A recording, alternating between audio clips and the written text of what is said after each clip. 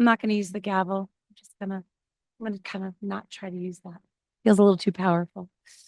Um, Welcome to tonight's meeting. Tonight, hard to believe, is March 3rd. And I love when we celebrate our students. So we see a lot of families here tonight. So welcome. Mr. Ongley, can you please call attendance? Joe Abdallah. Here. Greg Kava. Here. Victoria Ceylon. Stephanie Kolnick. Angela Machurulo. Alex McNaughton. Here. Justin Ongley here. Jen Cody here. Jane Sargent. She's online. Yep, she's okay. Pete Tagley. Mary Weber. Christine Wydig. Thank you, Justin. I'd like to ask Dr. Rodrigue to introduce our visual arts students. Well, after talking budgets for the last couple of meetings, this is a wonderful change of pace when we get to recognize and celebrate our student artists. So I am going to call each student up. So students, when I call your name, come on up because I'd like to shake your hand, give you a certificate, and then please, we ask you to stand in front of your artwork so that we can talk about it later. So I'm going to start with Senna Tizington, a kindergartner at Booth Free School.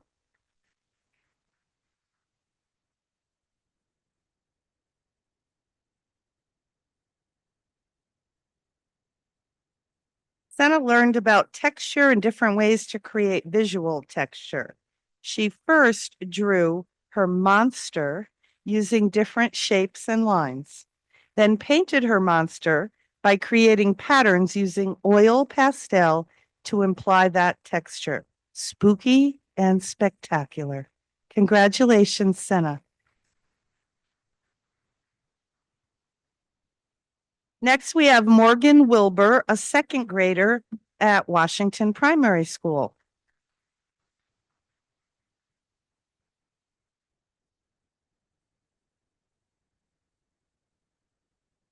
Students learned how artists used line and pattern to create and evoke interest. They drew pumpkin still lifes and created sections with a different pattern in each section. Then they used watercolor washes to paint their gourds. This excellent example was done by Morgan. Great job, honey.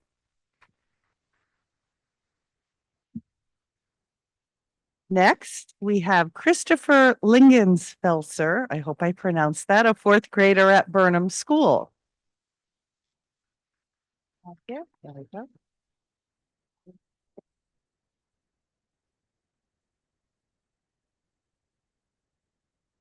He just corrected me. Lingenfelser, right? Okay. Christopher learned about optical illusions and how different artists have used optical illusions in their own art. He divided his paper into segments and gradually worked to fill in with a Sharpie. Students in the class learned about gradation and used black and white colored pencils to highlight their segments. Wonderful job, honey.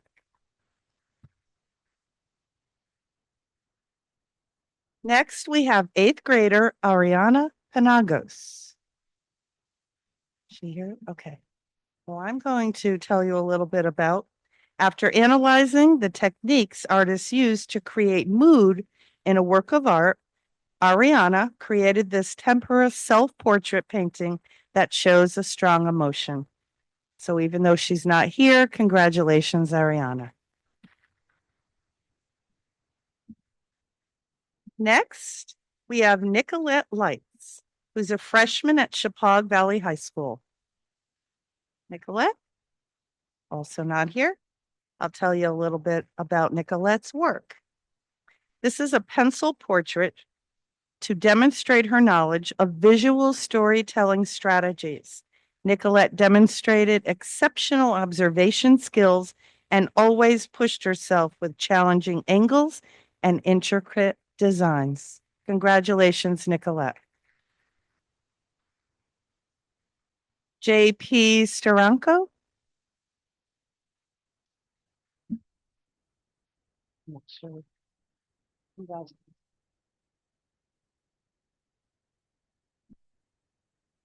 Students learned in JP's class to create functional and decorative pottery using various hand building techniques and explored ways to finish them with glazes and underglazes. JP has always gone far above and beyond course requirements, according to her teacher, exploring advanced building and finishing techniques. Nice job, honey. Thanks to all of our students, and I will turn it over to Mrs. Pody. Thank you all for coming, and we love your artwork. So we're going to take a quick recess so we can come around and you can talk to us about your artwork. If you have any questions for you, maybe you can, let's take a few moments. Out. A little audience. Everyone's in the room. Great. Now for the boring stuff. So moving on with the agenda, we are on to public comments on agenda items only. Is there anybody here who would like to say anything about any of the agenda items? Going once? Going twice? Okay. We are moving on now to the consent agenda. Is there anything on the consent agenda that you would like to change? If I adjust? Nothing?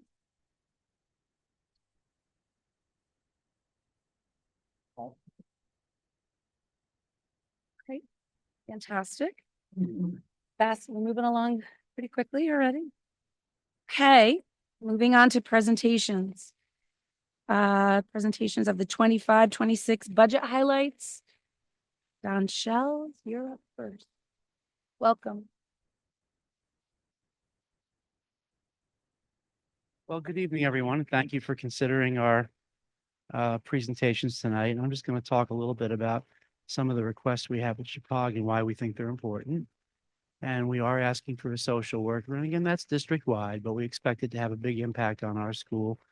And I spoke a little bit about this last time, how the different training and outlook of a social worker can cast a wider net of services around our students. And we think that will impact our kids and aligns with our diversity, belonging, and well-being strand in the strategic plan.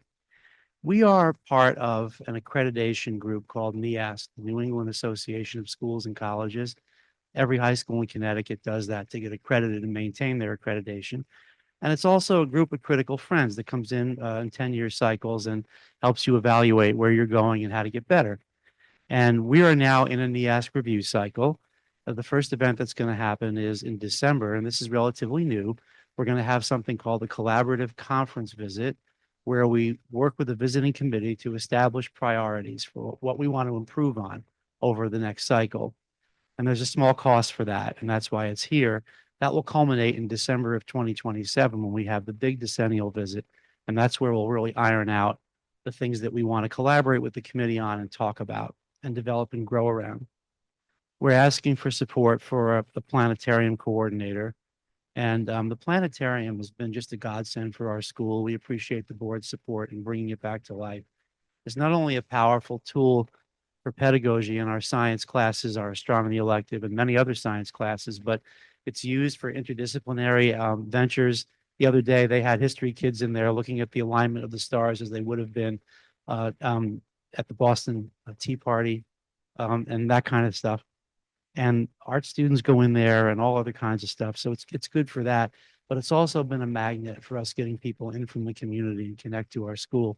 There have been so many full house shows of seniors and community members and students and parents sitting in there watching these amazing planetarium shows as if it's the Hayden Planetarium or such. And that is good for our students learning. It's also good for connecting with the community, family involvement. And it's an innovation because we're delivering services in a different way. It's really powerful. So we want to support that. The coordinator helps the place run for all these events. We also are going to have a more expansive planetarium service contract in Chippewa's budget this year because there's a lot of really delicate equipment in there and it's fine-tuned and calibrated and has to be maintained. And there's a contract that we need to get that service and make sure that we protect the longevity of the equipment. Also, We're asking for continued support for our after-school tutoring and support services, the Smart and Easy Academy. This is really helps students get extra help and support in math and science and in the humanities. They sit with teachers after school and work on math problems and essays, and it's a game changer for a lot of these kids. And we just did a deep dive into the attendance records of this program, and it's very well utilized, and we think good for our kids and good for powerful learning and good for our diversity, belonging, and well-being aspects of the plan, because it brings kids in who might otherwise be marginalized and helps connect them with extra help. We do have this, it's a cycle this year where we have an uptick in our need for textbooks. Because of the way students are enrolling, the courses they're taking, in calculus and statistics, especially in math, we need new textbooks to meet that need. And we need academic workbooks for our science middle school students. They use workbooks in life and earth science, and they cycle through them for all 3 years. They use these workbooks, and it's an important part of the instruction. We need to buy new workbooks. And finally, we've asking for a small stipend to allow us to have mentors for new teachers, which is a great way to help bring them into the profession and make sure that they're being onboarded well and supported well at the outset.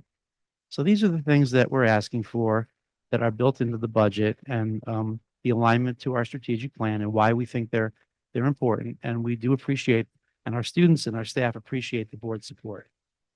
Any questions? Thank you so Thank much. you very much.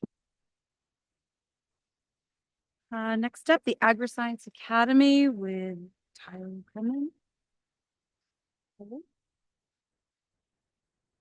Tyler, it's on you. Righty. Good evening, everybody. Excellent job to our artists in the room too. So we are pretty straightforward requests this year. Firstly, being some additional support for our National FFA Convention. We have discussed bolstering our fundraising efforts next year with some new ideas being thrown around as well to help support this effort. But this school year was our largest turnout and most interest that we've seen for this trip, and it has helped our program culturally in numerous ways. So this is an important trip for us, and I hope that the ball can continue to roll on that trip and we can bring more than 28 students if possible next year. That would be the goal. A new sink for our floral design shop. If you guys have seen, we have been running a floral arrangement of the month option out of the floral shop this year. It's not too large of a fundraiser, but we have made some profit from it. But we have a small sink in there that's like 3 inches deep or so. So it's not conducive to soaking foam and filling bases and filling buckets. It's especially for the volume that we made 40 arrangements for Valentine's Day. So we really need a deep 3-base sink to fill containers and soak material. We are looking to budget for our annual barn cleaning operation. Obviously, cleanliness and sanitation in our facilities is important, and we want to continue to prioritize it, especially in the animal science facility. So I'd like to build this annual expense into our budget for the coming years. I'd like to do a dedicated budget for our exploratory courses, which includes our 9th grade exploratory, our 8th grade, and our 7th grade. Basically, now our teachers are spending their individual budgets to cover that class, and it's been working fine. But just to help us plan better and keep everything organized, I think it would make sense to have a dedicated line for our exploratory classes. And then finally, our floral design. I'd like to just branch our plant science instructional budget off into starting a floral design budget to purchase flower materials. We tried splitting this year and it worked, but again, just to keep it organized and help us plan, have that individual instructional flower budget for next year. Just a quick enrollment update. We are looking to accept 56 students into the program for next year. And that would bring our total enrollment to 191 students for next school year, which is an increase of 22. And that's kind of, we haven't got the okays back from these students yet, but that's our hope, so that we will soon. Any questions? Vicky? There we go. Um, how much does an annual deep clean cost? Depends. We had a few different quotes last year. It really depends on the scale. So I'm not sure how familiar you are with the inside of the arena area, but there's a lot of mats. And each mat weighs anywhere from 90 to 200 pounds. So if we were to remove those, it costs a lot more. But it can be anywhere in the neighborhood of 7,000 to 14,000 was our quotes last year. And do all agri-science programs in other schools, that's something that they do is an annual deep clean? Is it a requirement? I don't think so. I can't speak for all the centers, but I think with a facility like ours that's so new, Mhm. and just state of the art, we want to maintain it and take care of it as best we can. Mhm. What we're requesting is a company that come in and they use an animal safe sanitizing chemicals, which is sort of the heart of this. And then they vacuum all the mats. They even did the ceilings. They did a really thorough job. And that's sort of what we would like to do in the future too. And has this been in the budget previously, or No. this is a brand new line item? This would be brand new. Mary? Last year, there was some concern about putting in another teacher. We heard you, we heard the people, and what we did was we had Tyler teach 2 classes so that the plant science could be complete. So I just wanted people to know that we did hear you and it was put in, but it wasn't put in as a 0.5, which is a full-time, but a 0.2, which is 2 classes. So I just wanted to highlight that because I know people were concerned that we didn't do that last Yeah, it was a 0.4 that Point- Tyler's teaching, year. Okay. and they were asking for a 1.0, which is full-time, not a 0.5. Just wanted to clarify that. But you're right, we did do that because we heard. Thank you. I just wanted everybody to know that that's what we did and that we didn't ignore what people said. Yeah, of the 56 kids, how many are from Region 12, do you know? I believe it's 14. 14, is that sort of typical? Less than last year, but more than the year before. So it's been hopping around, but that's all of the Region 12 applicants though. So every Region 12 applicants is admitted for next year. Thank you. Yep. Angela, How many applications? 106. Yep. Okay. Tyler, can you tell us a little bit about the exploratory classes? What do they do? What's the purpose and how many students participate in them?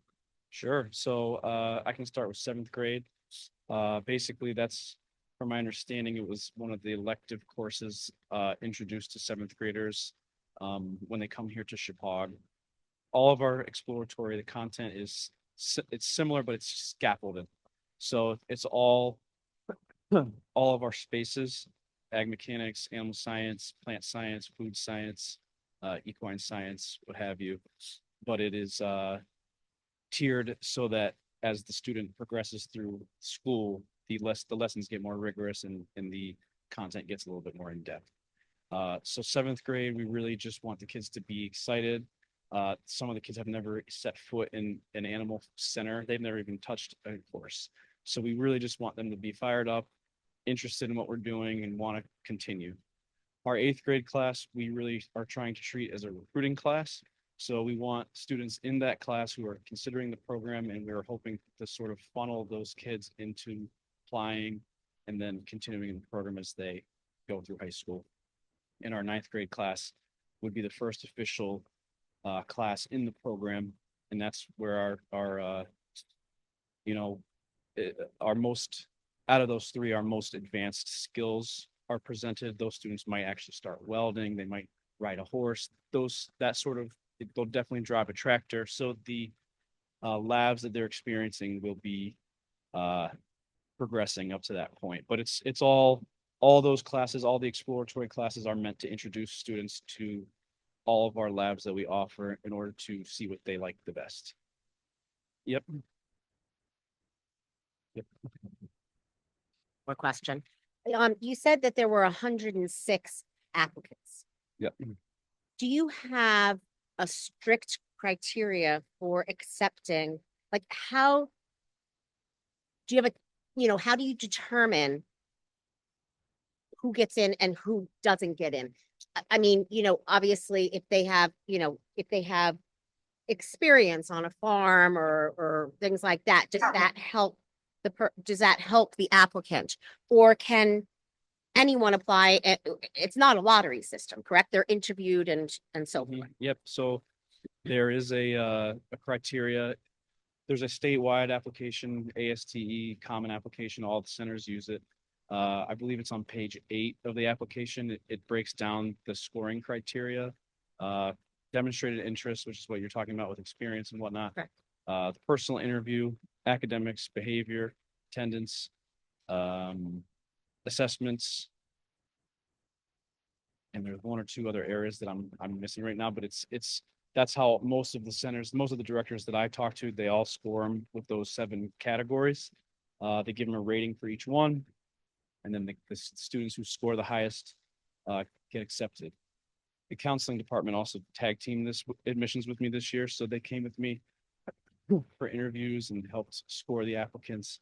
And it's not easy. It's not an easy process either once you get down to the, those last kids, but it's pretty accurate, I would say, because it doesn't leave anything to chance. If the kid has experience, then they get the points. If they, so it's fair and takes time, but I feel like it's pretty fair.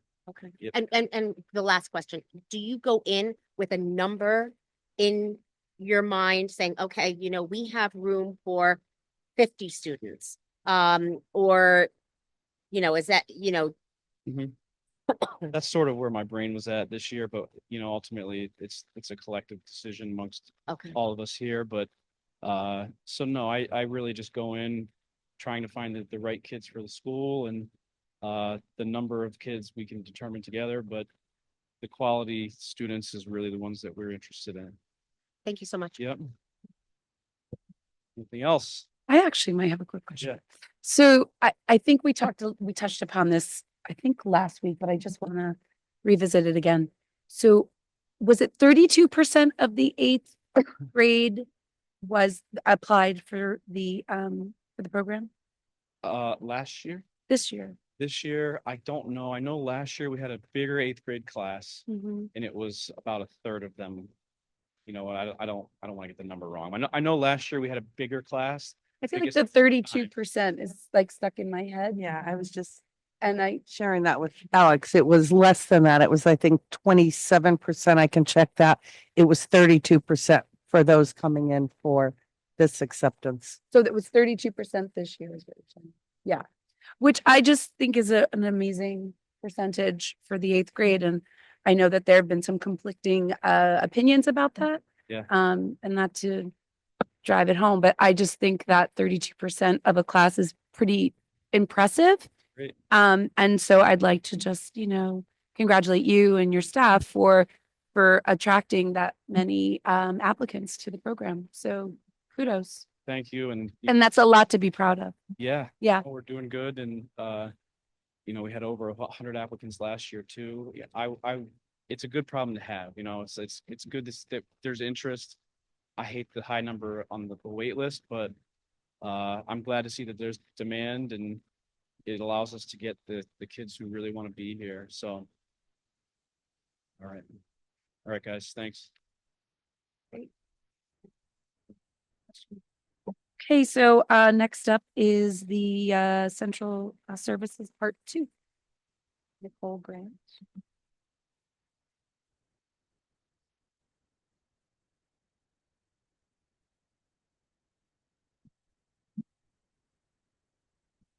Congratulations to all of our art students as well. Great job, guys. And also with the agri-science enrollment, I just did some quick math. The 32% is actually the number of Chappaqua kids that will be throughout the program all 4 years. If you want the number of eighth graders that apply to the program, it's 36%. Actually 37, it's 36.8. And that's why you're the numbers person. I'm short, sorry. That's great. Thank you. 36. Really 37 if you want to round, 36.84. So to pick up where we left off, where I left off last week, where we all left off together last week, let's take a look at some more areas of operational costs. We'll look briefly at debt service, the superintendent's budget, the Board of Education budget, and the business office budget. The debt service is interesting for us this year. It is the most significant reduction in the 25-26 budget. And that is because we were able to repay the agri-science ban that we have been carrying for a number of years due to the release of the holdback by the state of Connecticut for our agri-science project and our science labs project. And just as an aside, we did have an F&O committee meeting this morning, and I shared with them that we have also been released from the state audit for the science lab portion of that project with very little pushback on anything from the state, and they're releasing an additional $248,000 to us for that piece of the project. So we will be anxiously awaiting the audit of our agri-science project. The next three budgets are all sensitive to annual inflationary increases because of the nature of the services that are budgeted within them. Because of this, we did work very closely to make sure we aligned everything to historical spending. Sometimes you budget more than you need, and we wanted to make sure to give those dollars back against the increases. There were a few significant changes, which I'll touch on briefly. In the superintendent's budget, you'll see a substantial increase in that budget. Now, it's a small budget, so substantial increases in a lot of dollars, but it is a large percentage. This is because we added a data consultant to the superintendent's budget. And this was a transfer of dollars from the payroll budget. So although it looks like an increase in the superintendent's budget, it's actually neutral to the budget because the person that is now acting as our data consultant was formerly an employee. That employee left us in the fall, and we have filled those services with it, working with the consultant from Advance. And we had intended to continue working with that consultant next year, but some changes have occurred in the technology department, and we're thinking about possibly rehiring an in-house employee. So if we can find the right person to fill that position in-house, we'll do that. And then those dollars that are currently sitting in the superintendent's budget will get pushed back over into the payroll budget. So that's sort of something that's happening as we're working on this budget. So just wanted to make sure that you all knew that those changes might take place. And also in the superintendent's budget, we have increased the support for the high school kids who go on the trip to participate in the Model UN. Those prices went up quite significantly this year. We do send an average of 24 students to Boston every year for a 4-day participation in the Model UN. And I know that you are aware of what happens there. It's a very worthwhile learning experience for these kids. Even with some increased support that I found for this year's budget with the increased costs, the cost of families was still over $300. And by putting this extra money in the budget, we'd like to hold it there so that our kids can continue to take that trip with Mr. Dennis, who does a wonderful job arranging it. That is it for the superintendent's budget. For the Board of Education budget, it actually went down this year. The reason being we had historically budgeted to work with a marketing partner that we no longer work with. And that's true of this year as well. So we repurposed those funds in this year's budget to partner with Panorama, who has been doing our surveys. We've been using it across the district for a lot of different purposes, and we found it to be a really successful partnership. So we did take those dollars out of the Board of Education budget, but we put them into the curriculum budget, which you may have seen when Carrie presented last week. She showed some areas where her budget increased, but it increased with the dollars coming from other places. So it's really a transfer out of the Board of Education budget into the curriculum budget to continue to support Panorama rather than the marketing partner we were working with. And last but not least, the business office is the least exciting budget. It is where we keep all of the district liability and property insurance policies. We usually see a modest increase each year in these numbers. This year is no different. It is the policies for all of our property, all of our liability, our flood insurance for Washington Primary School, our board liability board liability policy that protects all of you, cyber insurance, and also a workers' comp insurance. Questions?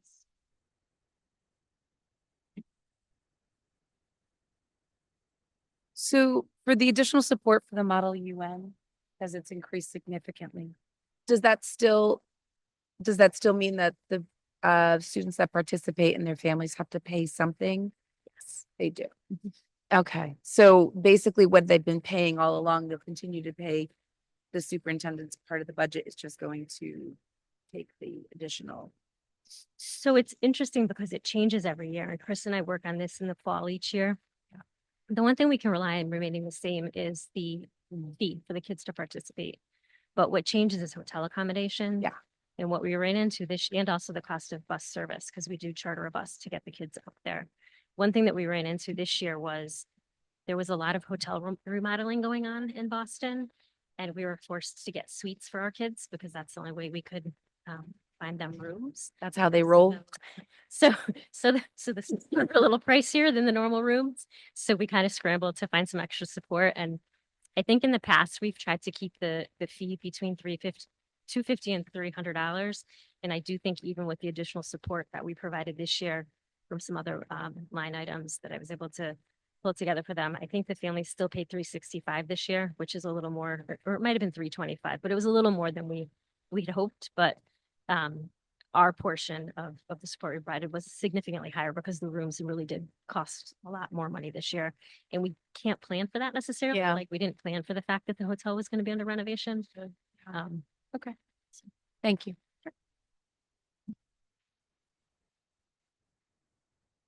Thank you. Appreciate it. Good. Yes, always. Thank you. Technology.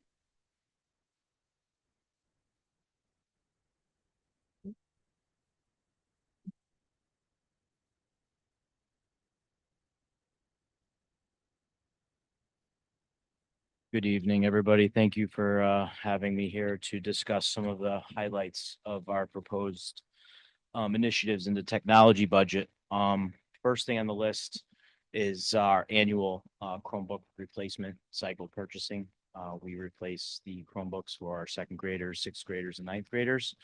Second graders, their Chromebooks are expected to last them through fifth grade, sixth through eighth, and ninth all the way till graduation. It's been our standard practice for the last handful of years, and it's gone very well to keep us up to date and running with very reliable equipment. The next thing we're looking to do is replace all the iMacs in the TV studio. They are aging somewhat gracefully, but they are a little bit slower, and classes don't necessarily maybe run as efficient as they could running their operations. It just takes a little bit longer to do some things. So it is pretty important that in their class time, they get done what they need to get done. So we would like to replace those in that room. Also in our art classes, we would like to, along the same lines of thinking, is replace the MacBook Pros that they are using in there to better equip and help them do the work that they do in those classrooms on a daily basis. Also, the K1 iPads are in dire need of replacement. There's a smorgasbord of models and ages of those iPads that have been outfitted for those students. So replacement of them is very important as well. And some maybe what might be some of the more important stuff on here is a replacement of your microphone setup. Some of the audio pieces that Ben works very hard and works some magic back here to make things happen. So we've Ben and I have met with a few different vendors on getting some pricing onto how so everybody can have their own microphone and we can have some sound, quality sound, without Ben having to work some magic to reduce the noise that is developed during the broadcast and recording. So we're excited, and hopefully all these initiatives can be fulfilled, and we're excited to, get them in the hands of our students. Any questions? Refresh my memory. What do we do with the old computers? So we will first wipe them, meaning we'll erase the hard drives and make sure there's no existing data on them. And at that point, anything that's still workable, we can work with anyone and try and get them perhaps sold off or donated anywhere. If there's no takers on anything like that, they would just be recycled the most Thank you. environmentally friendly manner. Two questions. So with the way technology is advancing, by minute, does it make sense for us to own these as opposed to lease them? That's a question that we always ask ourselves. I think it can go either way. Nicole will probably answer that better. So we currently lease all of our staff devices. And we did 5 years ago, we entered into a 4-year lease for student Chromebooks. Leasing Chromebooks is a little trickier just because we do have kids coming out in and out of the district and kids losing them. And with leasing, you have to have your inventory tight and you have to report on it every year and you have to return it. And what we figured out is that the savings that we get with leasing Chromebooks is really insignificant. And it's a lot of headache having to gather those devices and get them back at the end of the lease. And it's a lot of manpower that doesn't save us really any significant money. And the lease length is still 3 or 4 years to make it cost effective to realize any kind of savings. So with the staff, it's easier. They're adults. They have control of their devices. It's easier to keep track of those devices. And those tend to be the more expensive device. So leasing and that with the staff devices worked out a lot better for us. So what we did is we sort of bifurcated and now we lease staff devices, but we buy student devices. So with the student devices, you get your Chromebook in 6th grade and you keep it all year round. Mm-hmm. And so it doesn't have to get refurbished or updated or cleaned or anything at the end of the year? No, we've been at one point in time, we allowed them to stay with the student throughout their time of their ownership. We sometimes see many of them come through with either minor damage, or we've had a lot of students come in and just like to use our computer-friendly cleaner, and we clean it for them and whatnot. As far as updates of the hardware, firmware, and software and all that, that's all managed centrally. And we don't necessarily need to have the device to make that happen. And would it be more, I realize now it's what, $50 a year per device for the insurance. Have we ever looked into the district working out some sort of a deal with the manufacturer or whoever, the insurance company, to cover that? I will say that there is a growing trend among school districts to do self-insured or have a self-insured model. It is not something that we really had a conversation on yet. And I don't think it's something that we can just turn over and make it happen. I think over the course of this next school year and this budget cycle, it would be something that I would be talking to administration on possibly rolling into. Thank you.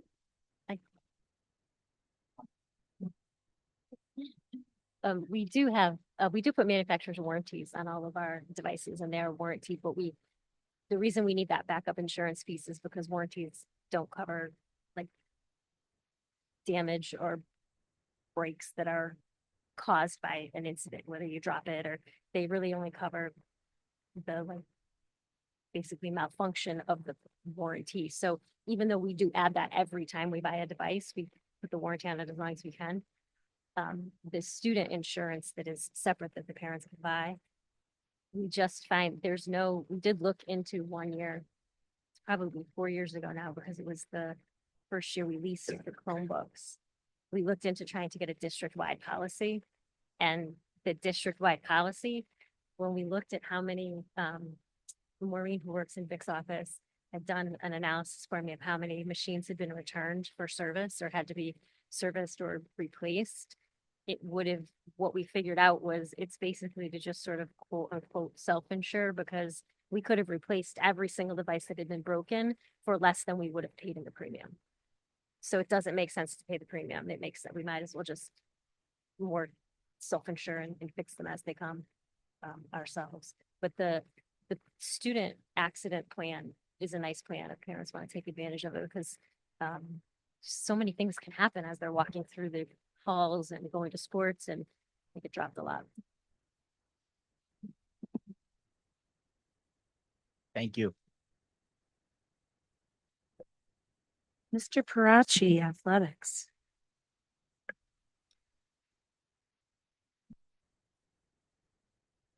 Good evening, everyone. Next year's athletic budget is very similar to past budgets you've seen. We have a few features that are unique in this upcoming proposal. One of the main differences that you will see is we've relocated athletic uniforms into their own line item, which that has been done to provide clarity. In the past, depending upon the price of each individual uniform piece, uniforms were included either in the supply or the equipment lines, which made it pretty easy for them to blend in and not be visible without digging into each line. So putting uniforms into their own category puts them front and center and makes these proposed purchases much more visible. An area that you will see in the athletic budget where there are some slight increases, it's both in athletic transportation and in software. These increases are due really just to inflationary price increases. We're not trying to expand anything, or we're not trying to do anything drastically different than what we've been doing. Also, for this proposed budget, we've included annual golf cart servicing in our athletic reconditioning line. In the past, this was paid for in a variety of different ways, but just like what we're trying to do with the new uniform line item, we just want to provide clarity by including this service in the reconditioning line where we feel it makes the most sense. Moving forward, as part of the long-term capital plan, we're evaluating the upgrade of the locker room lockers, as well as the bleachers and the soundproof paneling in the gym. All of those are original to this building, and they're really, it's time. Lastly, everyone here on this board is well aware of the interest held by the community in having turf fields installed here at Chippewa. The community members that are spearheading the fundraiser for this are currently working with a local law firm at the recommendation of former member Jim Hirschfield gave us the contact to set up a 501c3 nonprofit. And pretty soon you should see materials being distributed to publicize this effort and to solicit some donations. So those are really the highlights for the athletic department. Does anyone have any questions?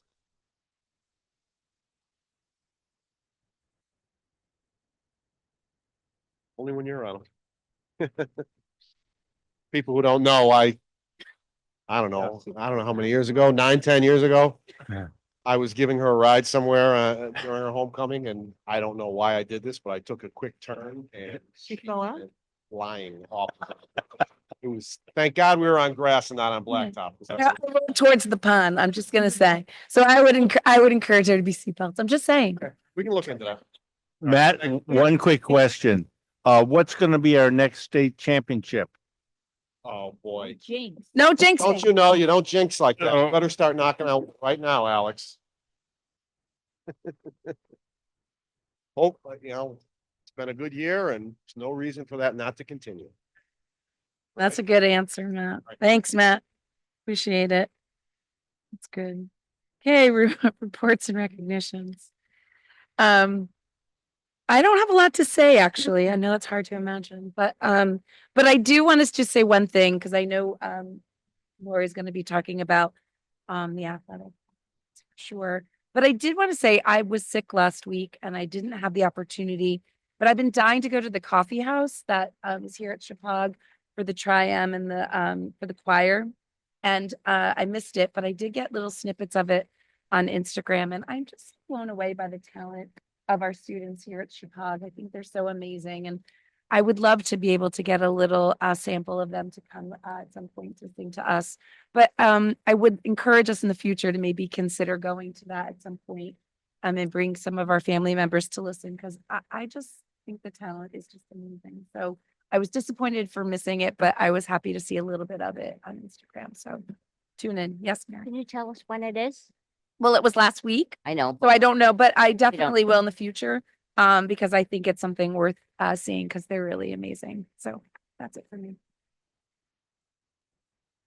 Okay, so before I go into athletics, I do have a few things. So I wanted to first introduce, for those who don't know, Diane Decker, who's from our college and career counseling office. And she will be filling in and taking minutes for us in place of Danielle, who will be out for the next few meetings. So I just wanted to say thank you for doing that. We have one thing, the CIAC boys basketball tournament, number one ranked Chippewa Spartans will host the CIAC second round tournament game, and that's, I believe, tomorrow, Tuesday, at 6:30, and we'll play against number 17 ranked Adam Killingworth Cougars. We have parent-teacher conferences. I can't believe we're already there at parent-teacher conferences. And that is March 13th and 14th. I will also be taking a leadership team again with me to the CAPS spring conference. And the theme coming up is leading transformational learning and shaping the future. This will be held, as it was last year, for the first time at the Bristol Conference Center. If you've never been there, it's really, really quite a nice place. I took Carrie Snowden. She wasn't even an employee yet, and she came, as well as the whole leadership team. Was last year. It was well worth the trip. And if you, there are always outstanding keynote speakers, national speakers. That's why Ron Berger came to speak at our convocation, and the learning targets, and the checking for understanding those instructional strategies we were talking about at a previous meeting that came out of that. And we were all, I think, inspired. I know they had such positive feedback, all of my leadership team, for that conference. So I'm really hoping that we have the same experience. We're all registered to go, so we're excited about that. And it really does help promote student learning and growth, our understanding as we grow as well. So, and then I wanted to go through the winter athletics season is coming to a close. It's been, as you heard, Matt, it's been a great season. So the indoor track team is finished, and having participated in the first ever Berkshire League championships. It was the first season that the league officially sponsored the sport. 2 seniors on the team were recognized as Berkshire League All-Stars: Nathan Steinis in the 300-meter race and Nate Koenig in the pole vault. In both wrestling and girls basketball, they finished their seasons and both have had their fair share of success. Senior girls basketball player Emma O'Dwyer helped lead a team that showed a lot of improvement over the season and throughout the season, and they look to compete for a top spot in the Berkshire League next season. Chippewa's wrestlers, who compete on the Brookfield Chippewa Co-op wrestling team, finished their season, and that was during last week's CIAC tournament. Chippewa senior Jemmy Feather had a very successful season, and our young wrestlers gained valuable experience during the season that will help them become more successful in the years to come. The Chippewa swim team recently competed in the Berkshire League Championships, and while the official all-star list has not been released yet, the team was voted by the league coaches as the winners of the Ted Alex Sportsmanship Award. Led by lone senior Sarah Waters, the girls swimmers for Chippewa will compete at Saturday's Splash Classic meet in Plainville before the entire team heads to the CIAC championship meet. The ice hockey team led by Chippewa seniors Claire Moore, Luke Nichols, Dan Shelters, Peyton Thomas, and Miles Wilson had a successful regular season as well. The team is awaiting their CIAC tournament draw, and they expect to be on the road for a game next Monday. The cheerleading team, can't forget our cheerleaders, led by senior Sarah Alexandrowitz, has been a fixture at the Ted Alex Gym during home basketball games throughout that season, and they will travel with the boys basketball game to any and all CIAC state tournament games that take place on the road next week. And then lastly, the boys basketball team has had a historic season as of today. They have a record of 23-0. Won the Berkshire League regular season title, won the Berkshire League tournament title, and are set, as I said, to host the CIAC second round, and that's tomorrow. So great job to all of our students. I mean, we really should be proud in this district. We have some great athletes.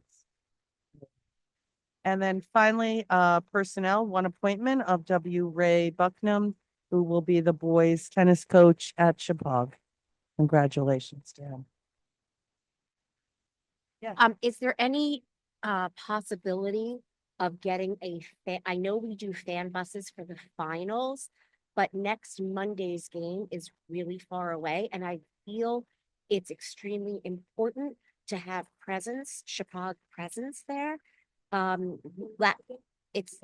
We don't know yet. Right. 2 years ago, yeah, was it last week? We were an hour away. I mean, we were over the river and through the woods, and Nonawag had this huge presence there. And while we had a lot of, students there, it could have been more. And I feel if it's really far away, again,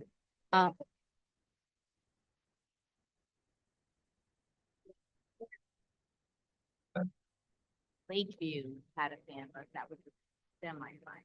Lakeview had a fan bus. They must have had it there, and we had 13 kids. Something. I mean, it's a far drive. I mean, if I had a new driver, I wouldn't want them driving up to, Northwest. It's a far drive, and it's a school night, and it's a late night. So, and I recognize that it does cost a lot of money to have a fan bus. And I recognize that in the past, we haven't had a large showing for other sports. But basketball really seems to be a huge attraction. And like for me personally, Ryan is a new driver, and I didn't want him driving an hour. So I was exhausted, but I drove him up there, and, just because I love going to the games anyway. But I do know for a fact that there were plenty of other people that wanted to go. And because they were new drivers or their parents couldn't drive them or they couldn't find a ride, they didn't go. And I feel if we make it, if we do well and,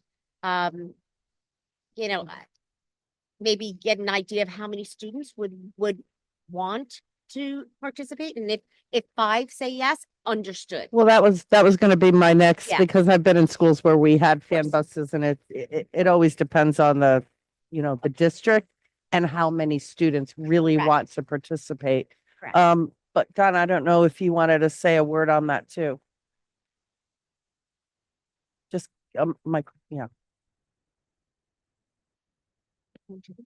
Thanks for having a care for our fans. Yeah. We've looked into before how to do this and do it well. Historically, when we get to the point of a state championship, we've asked for a fan bus. There could be other times where we should get one.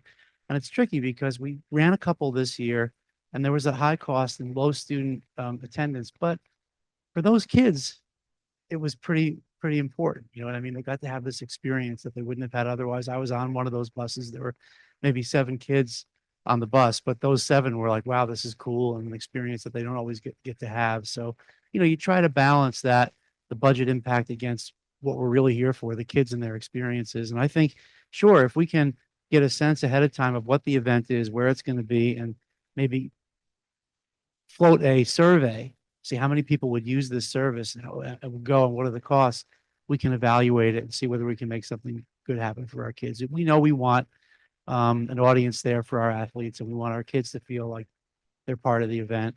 And sometimes we can help that with a fan bus. And then sometimes it turns out there's other ways that the kids get there and the same result happens. So I think tomorrow what I should do is confer with Matt and try to figure out how we might get a handle on who would use this and when we would do it. And then I'll get back to you. How's that sound? Yeah. Supposedly, Don, one of the students has, and I definitely think we should, especially since now it looks like hockey is going to be a competing sport on Monday, not albeit in the semifinal. One of the kids did do a survey of all of the kids and said 70% of the kids would be interested in a fan bus for Monday night, providing we get there for what. Yeah, okay. So we would do that and then try to lock people into, an earnest intention. And maybe even a reasonable contribution to the ride. And would you want to get my attention? The easiest way to do that, we've done it in the past, or other organizations have done it in the past, is the kids pay something like $20 up front. If you show up for the fan bus, you get your $20 back. That's They interesting. have a little bit of, So two things, if 70% of our kids want to go, we're gonna need more than one fan bus. But there is money in, is Matt still here? No. There is money in gate receipts that comes into central office now that's a great use of that funding, is to pay for fan buses. He probably meant like 70% of one particular, I don't think he meant 70% of the whole school, but yeah.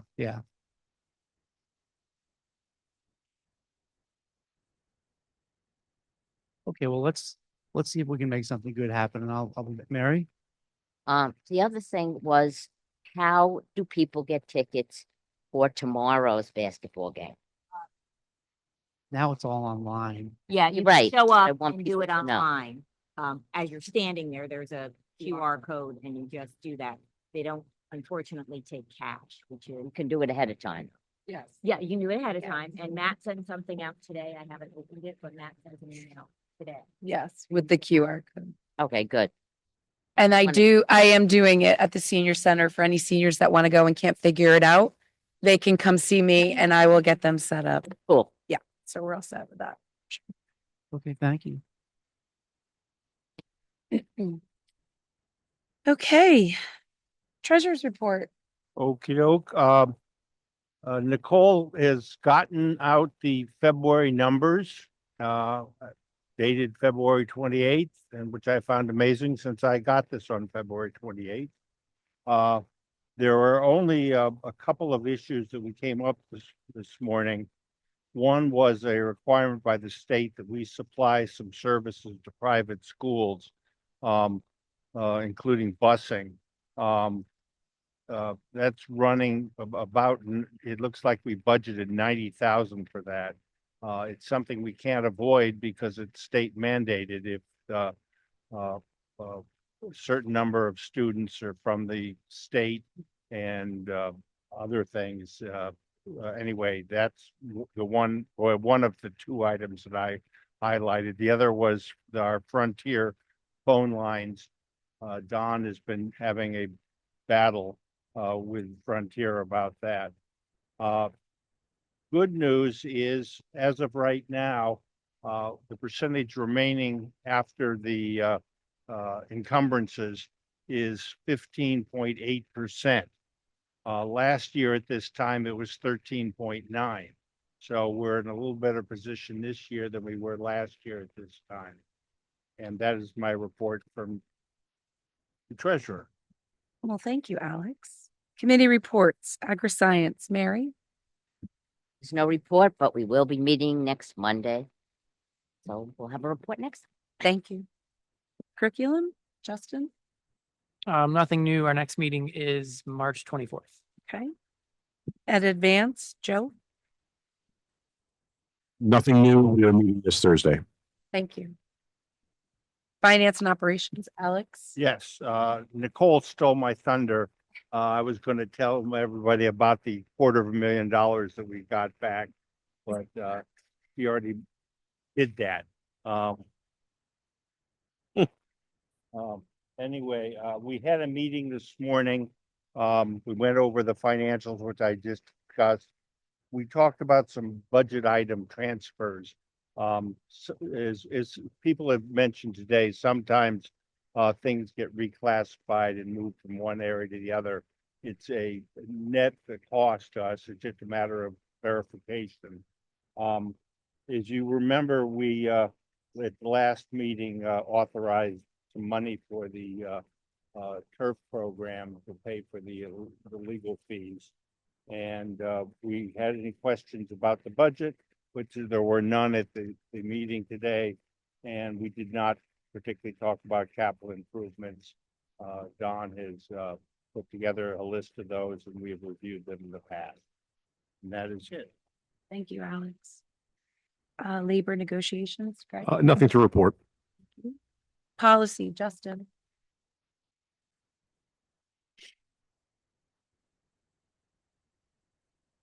Right. Nothing new. Our next meeting is in April, at the end of April. Thank you. Strategic, long-range planning, we met earlier today. And Carrie, presented about the Teaching and Learning Council subgroups and working on the strategic plan. She shared that there are 4 subcommittees that are working on the different strategic, priorities, powerful learning for the first 3. And then the last one is specifically for innovation and delivering value. So we're really excited about the work that they're doing. And even more so that they're going to be coming to present their findings on May 19th to the board. So we're looking forward to that. So thank you so much. And that is it for committees. Old business. Consider for approval, second read of policy 3517, security of buildings and grounds. Greg? I move we accept proposed policy 3517, security of buildings and grounds for second reading. Second, anyone? Nikki, second. Discussion? We have any? No? All in favor? Anyone opposed? Abstentions? Moving on. New business? Nothing. Can I have a motion to adjourn? Second? Great. Thank you, everybody.